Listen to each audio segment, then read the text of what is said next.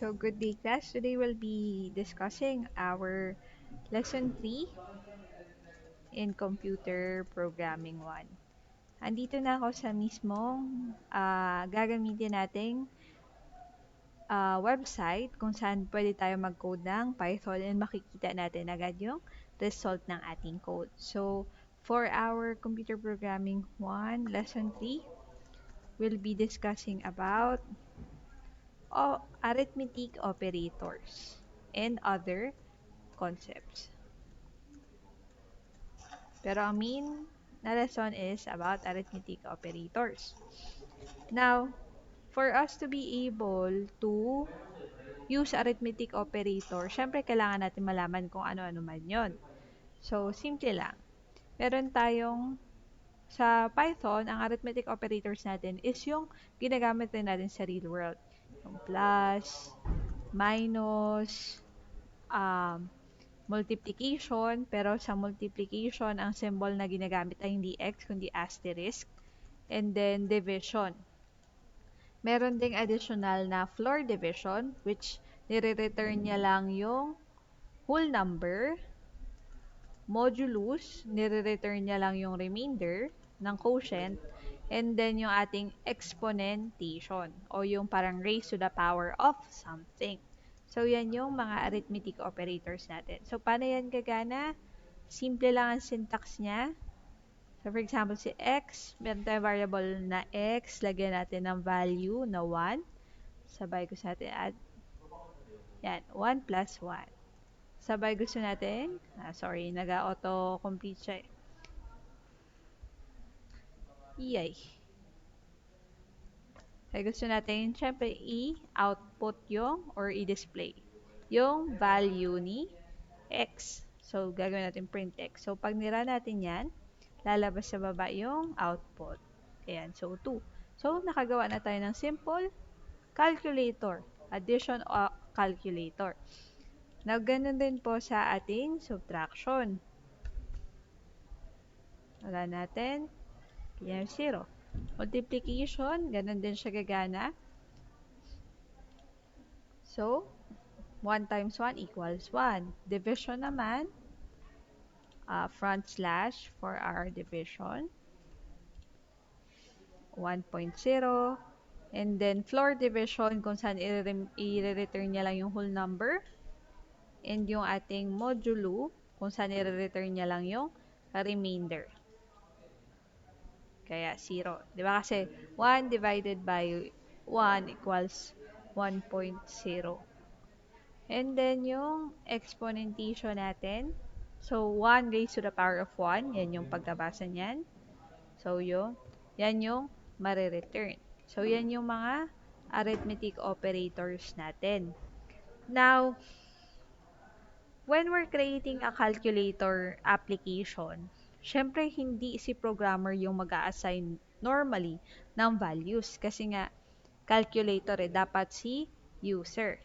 So, para makatanggap ng input sa user, gagamitin lang natin class yung input na method. Gawa tayo variable num1 equals, so yung syntax niyan, input, sabay open close parenthesis. So, yung input class na yan yung method kung saan kukuha ng input sa user. And makikita nyo mamaya sa compiler, magkakaroon ng blinking indentation. O yung cursor, magbe-blink yan to signify na nagra-run yung program and may hinihintay na input galing sa user. Now, kung gagana na yan siya ng ganyan class. Ganyan lang, simple lang. So, try natin num1 plus 1. So, yung num1 manggaling sa user input. So, pag run natin, makita nyo, naga-blink lang yan. So, ibig sabihin, nagahintayan siya ng input. So, maglagay tayo ng 3. Makikita nyo, nagkaroon ng error. So, yung error na yan, perfect yan. Kasi, ang default ng input po is, default data type niya, pag ginamit nyo siya, ay string. Okay? So, para ma-signify natin na hindi ito string, kasi sabi ko sa inyo last lesson, hindi natin pwedeng ipag-add, 'di ba, yung letter sa number. or yung number sa number, ang mangyayari, ipagdidikit niya lang yan. Now, tingnan natin yung theory ha. So, si num2 ulit. Sabay, lagyan lang natin ng input ulit. Yan. Sabay, ito yan.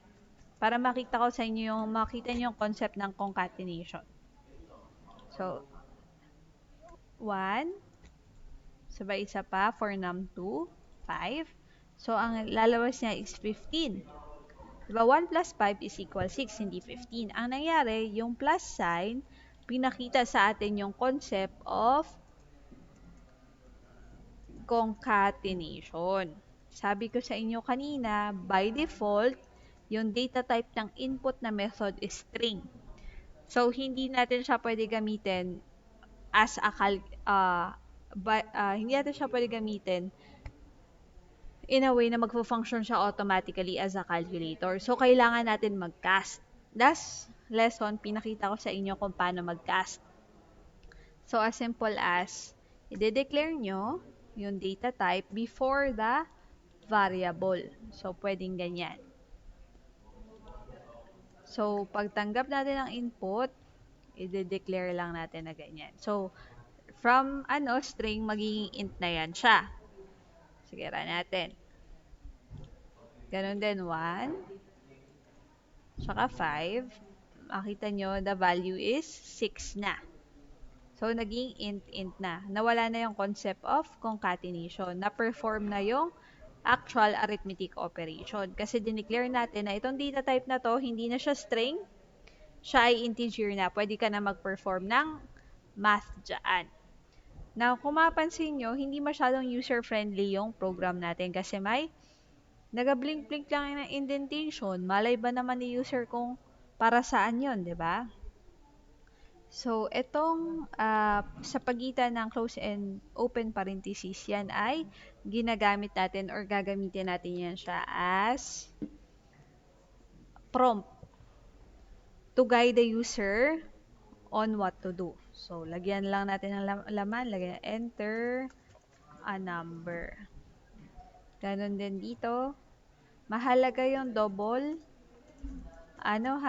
apostrophe para ma-recognize siya na i-output natin siya.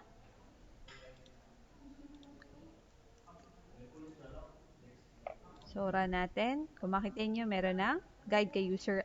Enter pala ng number. So, enter ko 8. Mag-enter ulit ako ng another number. And then, yung computation. So, 8 plus 3 equals 11. Kung gusto nyo pa, bago nyo i-print, lagyan nyo muna ng double quotation. Sa ikama lang, ganyan. The sum of the entered numbers is, pwede yan ha, yung ipiprint nyo yung value, sabay dadagdagan nyo ng output. So, again, 9, 100. Makita nyo, the sum of the entered number is 109. So, mas naging user-friendly yung program natin. Ganon din kapag gagawin nyo na subtraction or sabihin natin multiplication. Nakita nyo naman na kanina. Siyempre, papalitan nyo. Multiplication means product na. 15 times 2. Ayan. The product of the entered number is or are 30. Ayan. The numbered is, hindi are. Ayan.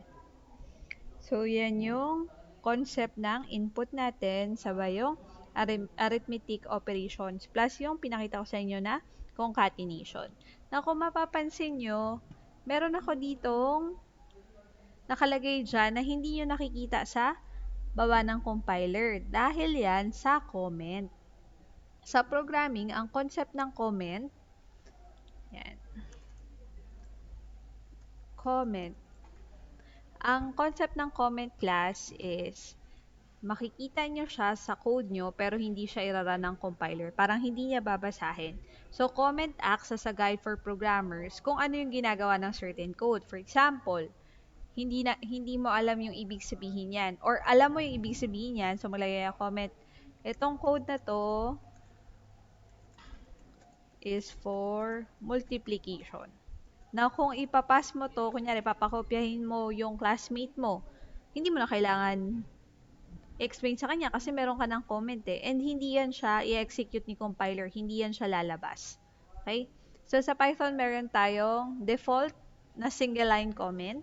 Ibig sabihin, single lang para sa isang single na linya yung comment. And then yung nakita nyo sa taas ng kulay green, yan ay tinatawag nating multi-line comment or multi-line comment.